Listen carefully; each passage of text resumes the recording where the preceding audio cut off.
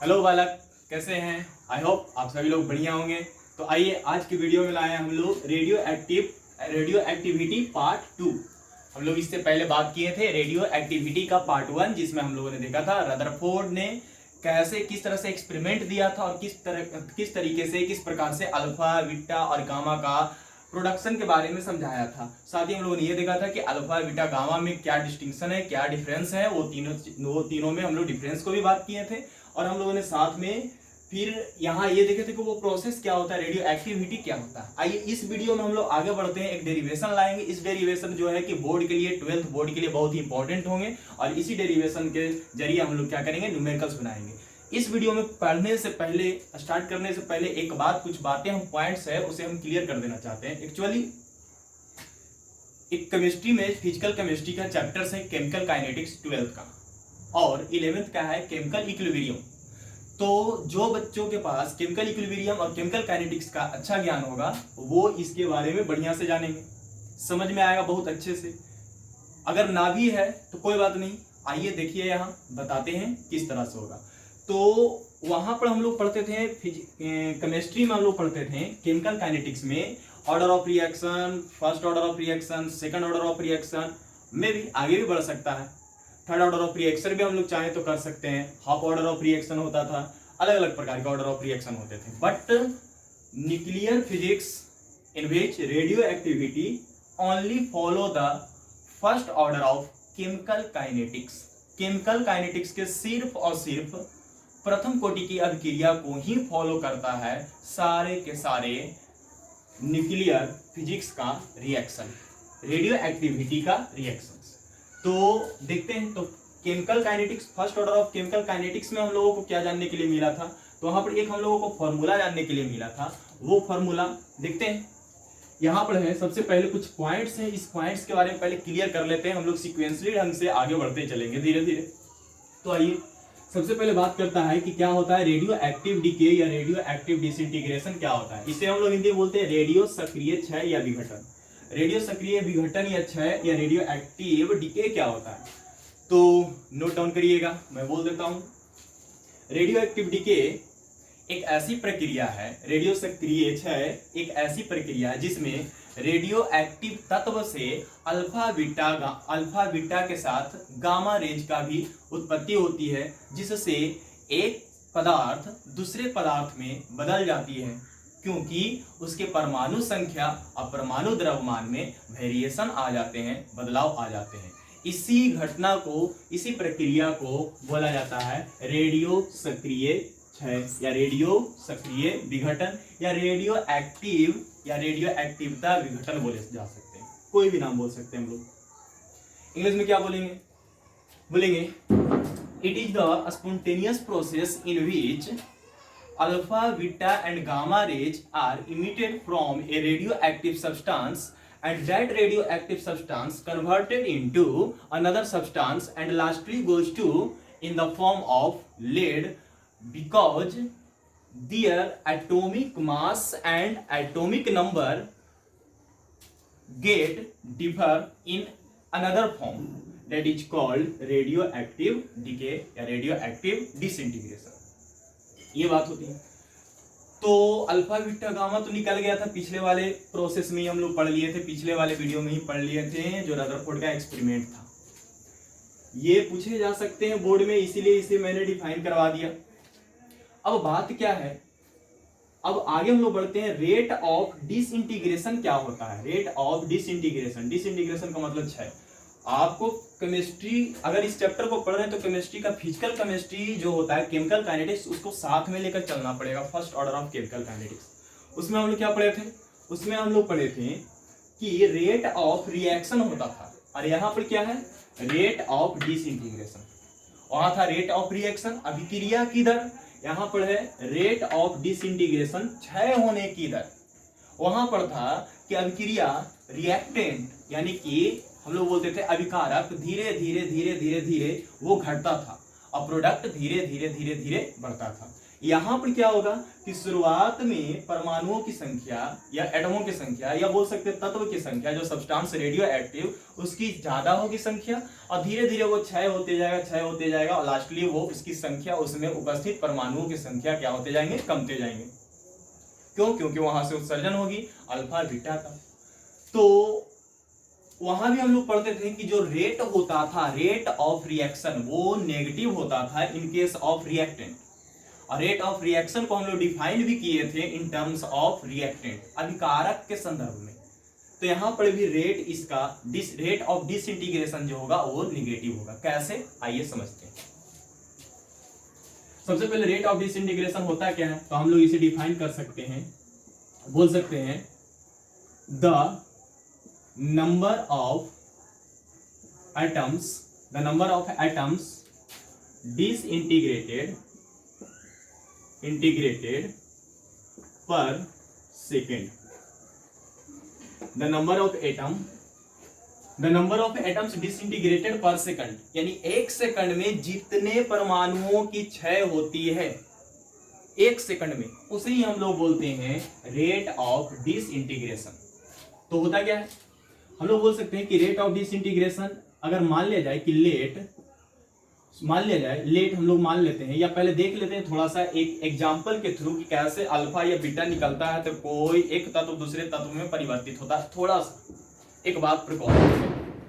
मान लिया जाए कि हमारे पास दिया हुआ यूरेनियम, होता कैसे है, कन्वर्जन कैसे होता है, एक सब्सटेंस का दूसरे सब्सटेंस में, तीसरे सब्सटेंस में कन्वर्जन होते होते लास्टली कोई रेडियो एक्टिव था तो लेड में बदल जाता है। तो यूरेनियम इसका होता है 238 और 92। अगर इसमें से अल्फा निकला होगा, इसमें से अगर अल्फा, इसका डिसइंटीग्रेशन होगा, स्पॉन्टेनियस डिसइंटीग्रेशन होगा, तो अगर इसमें से अल्फा निकला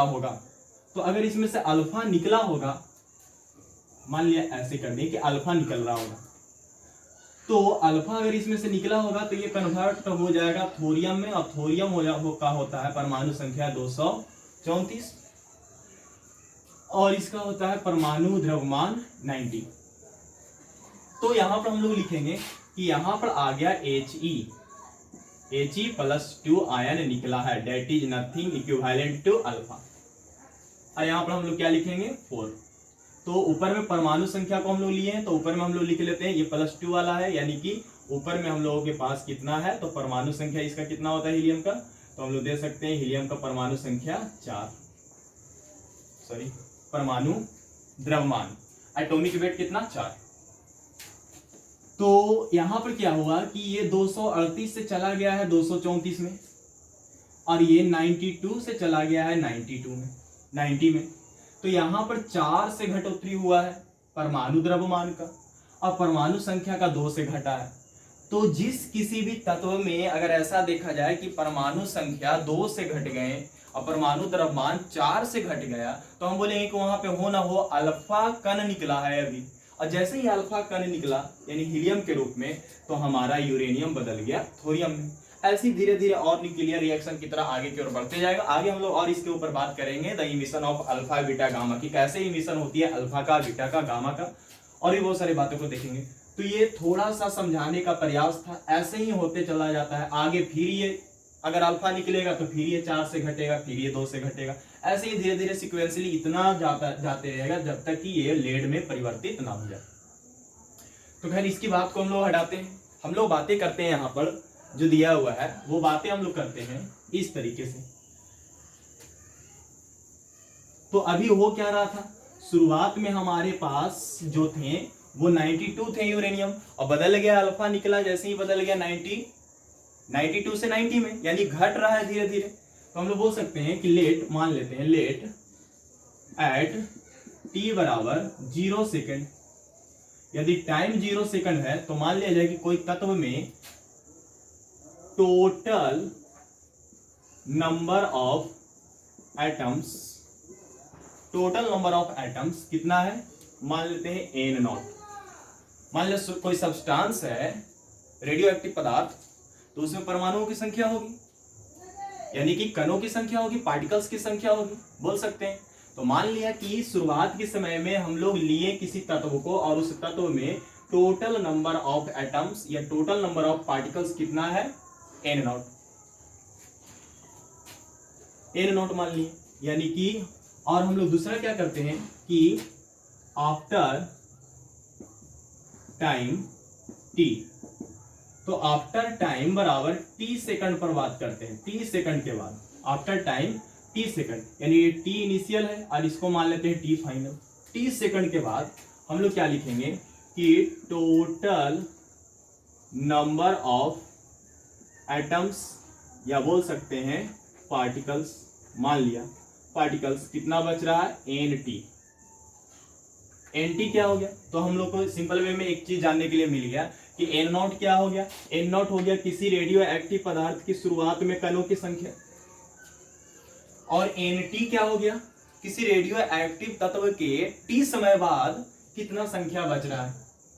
तो इस हिसाब से हम लोगों को अगर लिखना होगा कि रेट ऑफ डिसइंटीग्रेशन क्षय की दर क्या होगी, तो आर बराबर हम लोग लिख सकते हैं रेट ऑफ डिसइंटीग्रेशन, यानी रेट बोले तो आर, रेट ऑफ डिसइंटीग्रेशन बराबर क्या होगा, तो हम लोग बोल सकते हैं कि रेट ऑफ डिसइंटीग्रेशन का मतलब होता है कि कितना डिसइंटीग्रेट किया, कितना घटा, तो कितना घटा, तो हम लोग क्या करेंगे कि हम लोग करेंगे N final minus N initial, और अपॉन में करेंगे time final minus time initial. कितना बचा, बचने का मतलब कुछ करना पड़ेगा, डिफरेंस करना पड़ेगा, तो N final minus N initial का मतलब हम लोग बोल सकते हैं, इसको क्या बोल सकते हैं कि बच कितना, फाइनली कितना बच रहा है, एन टी, और इनिशियली कितना माने थे किसी रेडियो एक्टिव तत्व के लिए कि उसमें कितने पार्टिकल्स होंगे या फिर एटम्स होंगे या परमाणु होंगे, कितने संख्या बचेगा शुरुआत में, तो एन नॉट शुरुआत में लिए हैं, और अपॉन में होगा टी फाइनल, तो टी फाइनल कितना है टी, और टी इनिशियल, तो टी इनिशियल कितना है 0।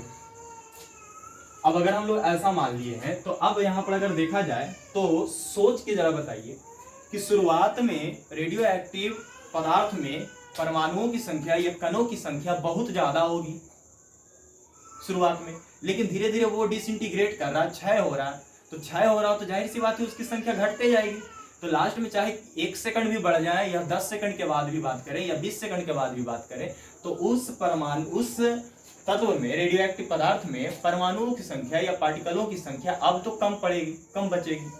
तो वही हो गया कि यहाँ पर कम कौन हुआ, तो एन टी क्या है, एन फाइनल कितना है, फाइनली कितना नंबर बच रहा है संख्या, तो एन टी माने हैं, इनिशियल कितना लिए हैं, तो एन नॉट लिए हैं, तो शुरुआत वाला ज्यादा होगा और फाइनल वाला कम होगा, क्योंकि डिसइंटीग्रेट कर रहा, क्षय हो रहा, उसको घटोतरी हो रहा उसमें, तो ये छोटा हो गया और ये बड़ा हो गया। छोटा वाला पर आप छोटे वाले अमाउंट में से बड़े वाले अमाउंट को अगर घटाएंगे तो हमारे पास हर हाल में नेगेटिव वैल्यू ही आएंगे, तो छोटे वाले में बड़ा वाले अमाउंट को घटा रहे हैं हम लोग यहाँ पर, क्योंकि इस तरह से होता है, रेट बराबर चेंज इन, क्या बोलते हैं, तो वहां रेट बराबर बोलते थे केमिकल काइनेटिक्स में change in concentration per unit time, यहाँ पर हम लोग बोलेंगे कि नंबर ऑफ एटम्स डिसइंटीग्रेटेड, कितना एटम्स डिसइंटीग्रेट किया यानी कितना क्षय हुआ, तो शुरुआत में माना हुआ था एन नॉट और बाद में एन टी, तो कितना क्षय हुआ, तो क्षय कितना हुआ, तो इसके लिए क्या करिएगा कि ये फाइनल माइनस हम लोग करते हैं इनिशियल, डिफरेंस निकालते हैं,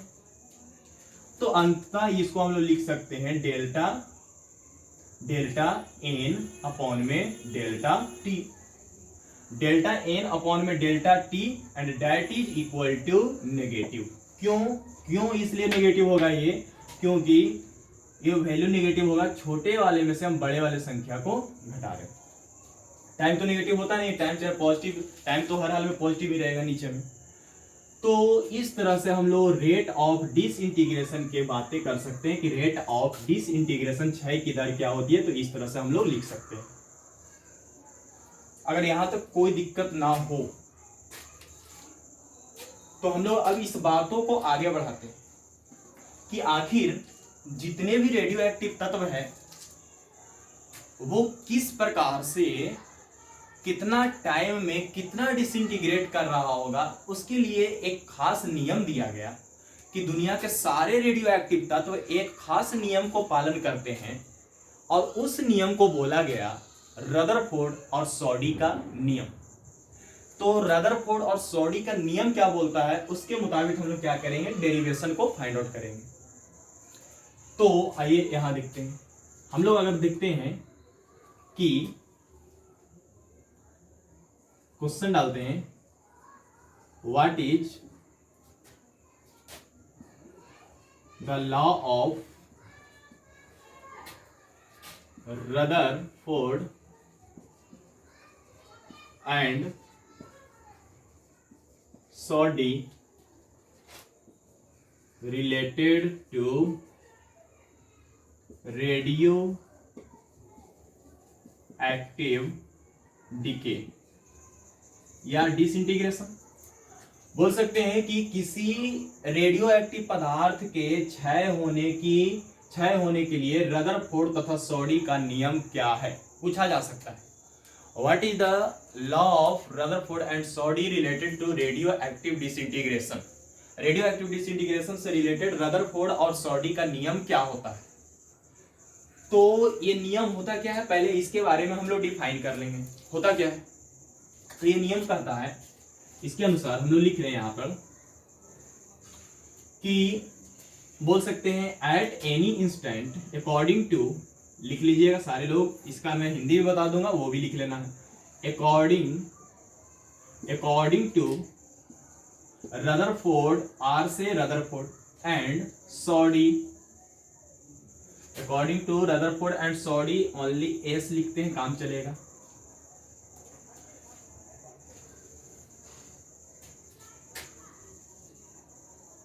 चलिए, बोलता है Rutherford and Soddy, according to Rutherford and Soddy at any instant का मतलब होता है time. At any instant the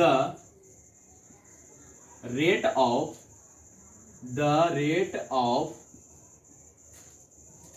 according to Rutherford and Soddy, at any instant the rate of disintegration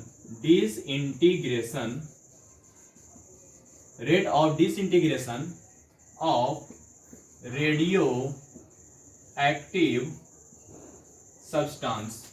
radioactive substance is यहां तक बात को गौर करना है। According to Rutherford and Soddy, at any instant the rate of disintegration of radioactive substance is directly proportional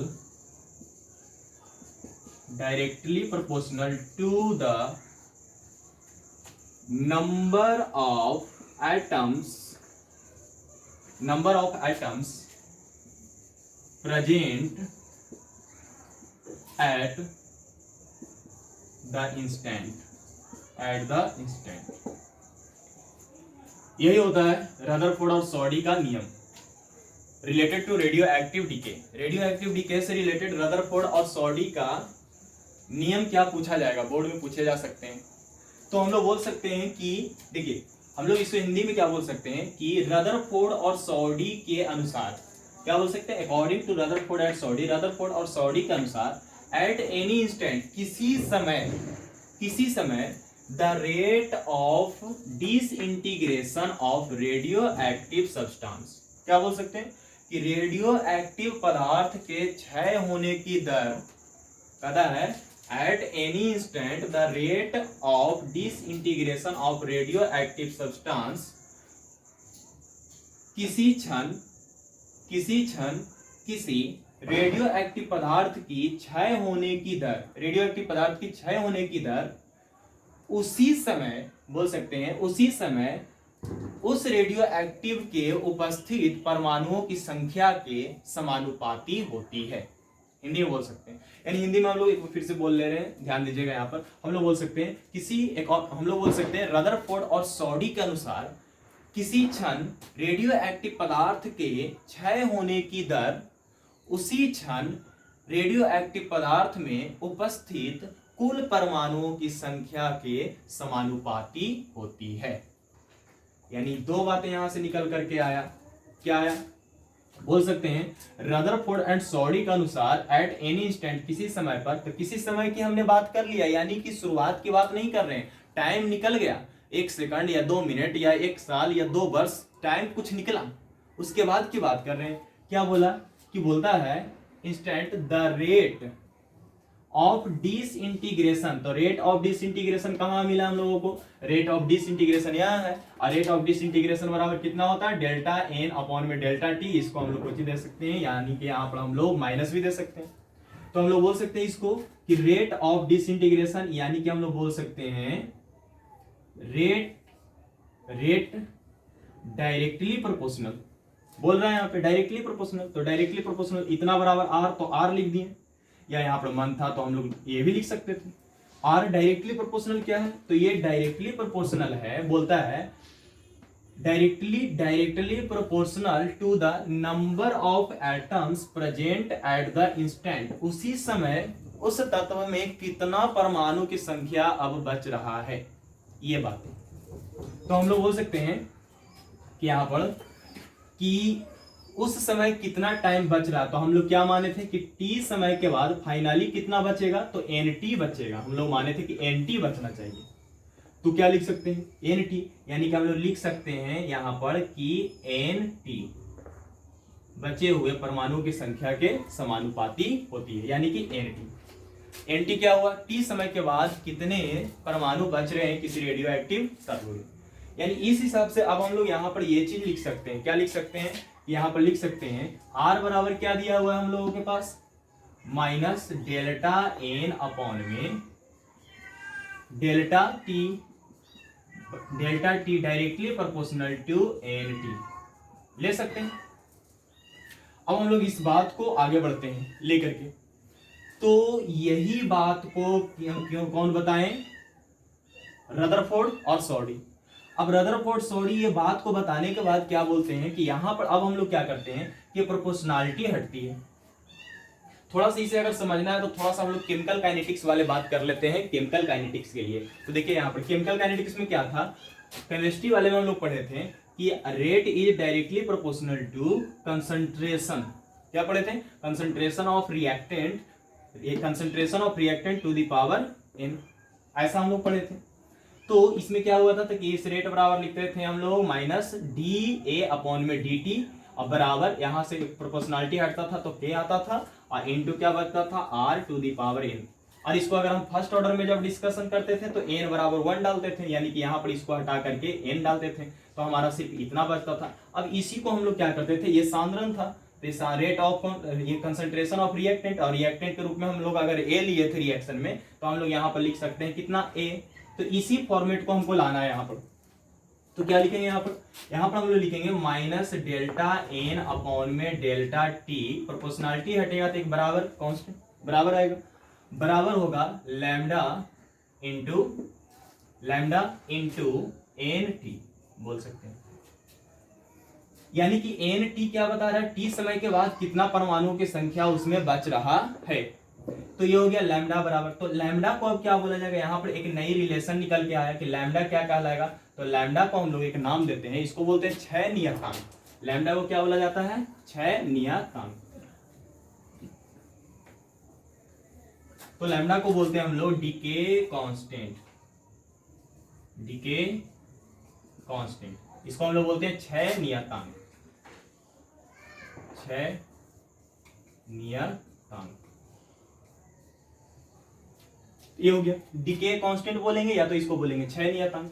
अब हम लोग इस बातों को आगे बढ़ाते हैं, क्या करते हैं कि केमिकल काइनेटिक्स में एक हम लोग फॉर्मूला पढ़े थे, वो फॉर्मूला हम लोगों के पास था केमिकल काइनेटिक्स में हम लोगों को मिला था, first order of chemical kinetics के लिए हम लोगों को मिला था कि टाइम बराबर मिला था 2.303 बटा K log A naught upon में N T, log A naught upon में